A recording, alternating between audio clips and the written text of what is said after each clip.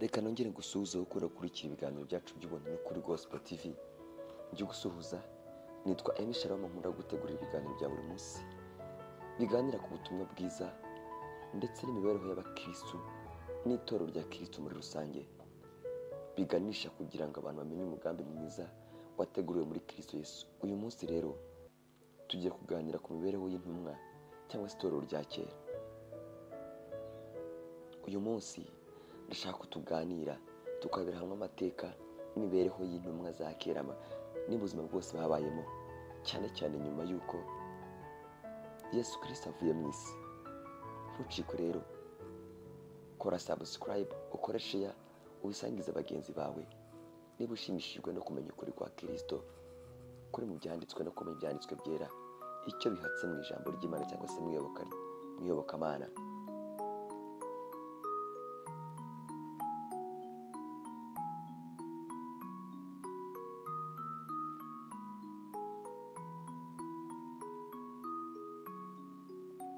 Uyu munsi tugiye kurebera hamwe imibereho y'itorero rya mbere uhereye ku gihe cyo kuva mu isi kwa Yesu Kristo. Uhereye mu buzima bugaragara ku bitwa ba sogokuruza mu gitabo cya mbere cya Bibiliya cyitwa Isezerano rya Kera, hagaragara ubuzima bukarishye ku ngoma y'abami bamwe na bamwe. Ubwo buzima bukarishye ku bagaragara ko badashaka kwizera cyangwa se kwemerera abami kubapfukamira no kubaha icyubahiro.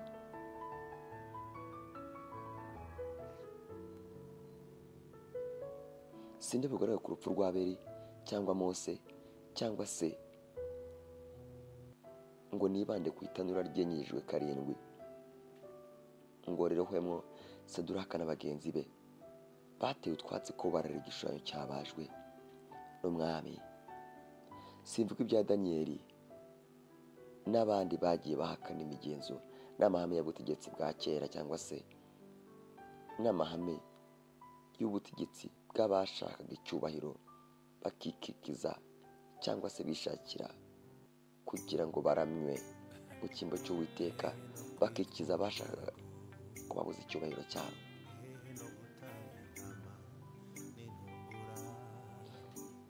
Muri iki gice cya mbere cy'ikiganiro cy'imibereho y'intumwa,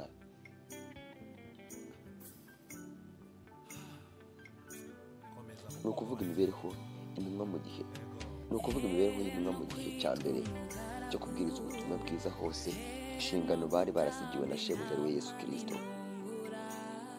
Tugiye kubirambura byose rero turebere hamwe ubuzima babayemo, imibereho yabo ya buri munsi, uko bagendaga barenganywa, uko bagendaga bitwara mu makuba ndetse n'igihe cyabo.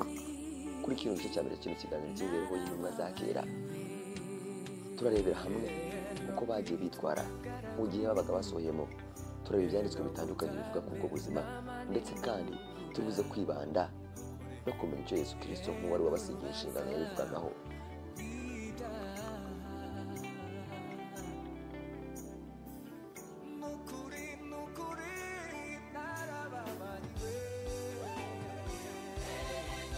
Twifashishije ibyanditswe rero, reka turebere hamwe amagambo Yesu Kristo yababwiye mbere y'uko ajya kuva mu isi, mu kiganiro cyasaga nk'aho baciye amarenga ibyo bendaga kuzahura nabyo munsi y'abasize bonyine. Matayo 24:9 hagaragaza ibihe bizabimburira ibindi icyo twakwita amakuba ko bazaba barizeye izina rya Yesu. N'amagambo Yesu yavugiye ku musozi wa Elayona agira ati,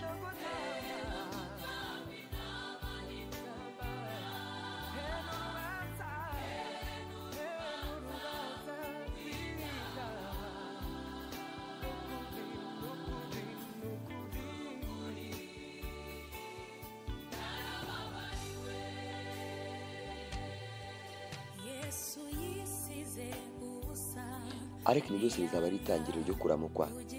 Ubwo nibwo bazabagambanira ngo mubabazwe, ndetse bazabica, muzangwa n'amahanga yose abahora izina ryanjye.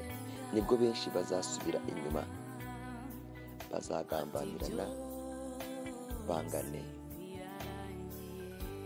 n'abahanuzi benshi b'ibinyoma bazaduka abayobye benshi.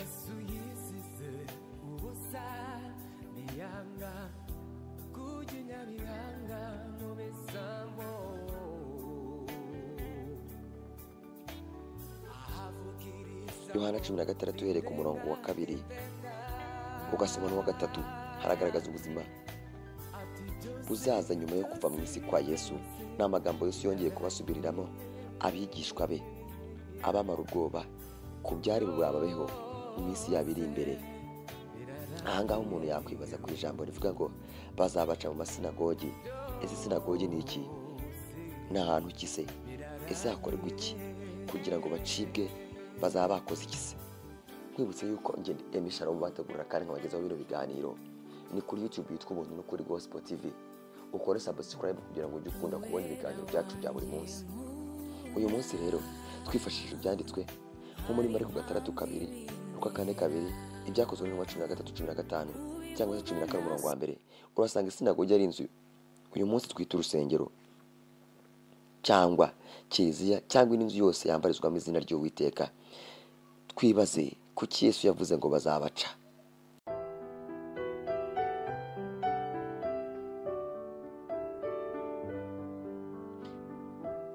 Ese iki twakwita nk'isezerano Yesu yahaye abizera, izina rye kigizwe n'akarengane n'ingorane cyaje gushyirwa mu bikorwa? Ese itorero ryo byabyitwayemo gute? Ntuzacikwe n'iki cya kabiri cy'ikiganiro cy'imibereho y'intumwa cyangwa se imibereho y'itorero rya kera nyuma y'uko Yesu Kristo avuye mu isi. Ngende emishara mu kugezaho. Ntuzacikwe, kora subscribe ukomeze gukurikira ibiganiro byacu by'ubuntu no kuri Gospel. Ciao ciao. Ukomeze kugira ibihe byiza kandi ukomeze gusobanukirwa n'ibyanditswe byera. Nawe ubwawe wakwisomera Yohana 16.